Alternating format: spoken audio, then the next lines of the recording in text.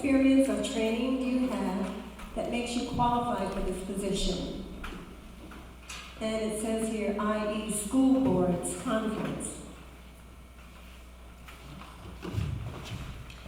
So, I want to say that in my intro, I actually answered the question because I do believe that the heart of what we do is this is a business, and it's a business of creating world-class students and by providing a world-class education. And like I said, my background is in business. My background is profit and loss and HR management, learning and development. I have background in adult learning.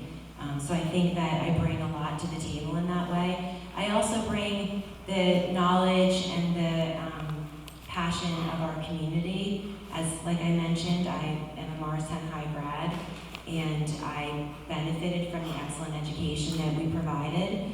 And as far as school boards, I was able to go, since this was I've only been on the board for a little over a year. I attended the school boards workshop last year, and I just came back from it this morning. And there's always so much to learn, and it's a really exciting opportunity. So thank you. So in my day-to-day life as an emergency physician, I'm in charge of running an emergency department the days I'm at work. That means there's 78 beds with patients in them, nurses taking care of all those, secretaries, technicians, all of whom are looking to me for direction. So I've had quite a bit of training in understanding how to work with lots of people, sometimes in crisis situations. In addition to that is my role as an administrator in my hospital that I serve on several committees. That's where a lot of policies are formed, and certainly that's a large part of being on the board, evaluating those policies, revising them. So, I think while it's not exactly the same thing as always running a school board, I do think those leadership positions would certainly be applicable. So I've served on the school board, as I said, for 15 years.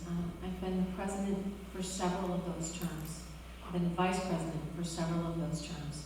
I've been chair of negotiation for 3 negotiations in a row. All of them negotiated without the assistance of outside counsel. I served as counsel, unpaid.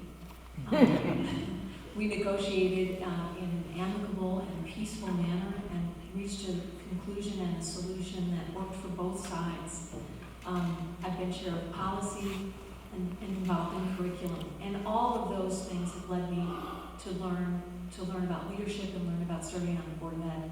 My professional life also has taught me a lot about board involvement and how to lead a board. I'm the executive director for the Morris County Bar Association and Foundation, where I run boards of about 20 lawyers, and I'm also on our library board, so I'm a little bit of a booth junkie. But as I attended the school board again this year, and I've done that for 15 years, there were several classes I enjoyed. I'll tell you about them later.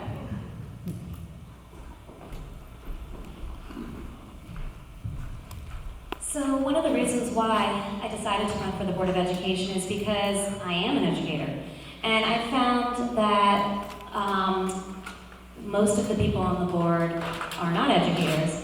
They have wonderful careers in medicine and law, corporate background, but I really thought it was important to have someone who is in education currently give their perspective and feedback. I understand how the school districts work. I've been doing this for 18 years. So I just thought it would be a great way for me to just have a different perspective that wasn't represented on the board already.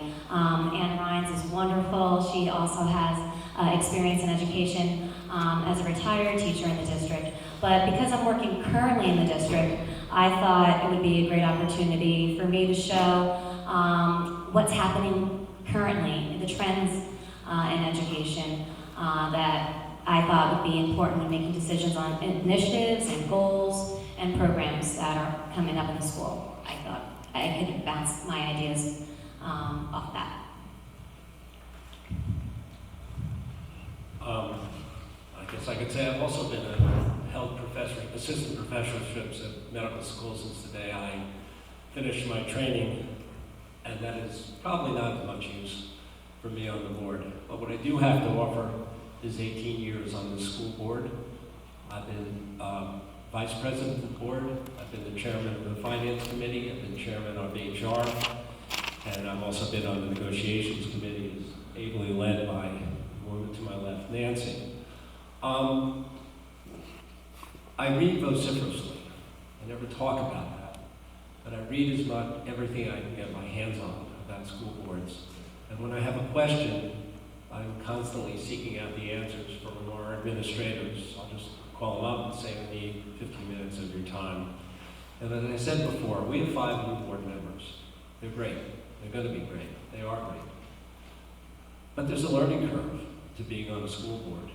And I think that I bring some of that, or a lot of that, to the school board, the experience, and I think that's an advantage.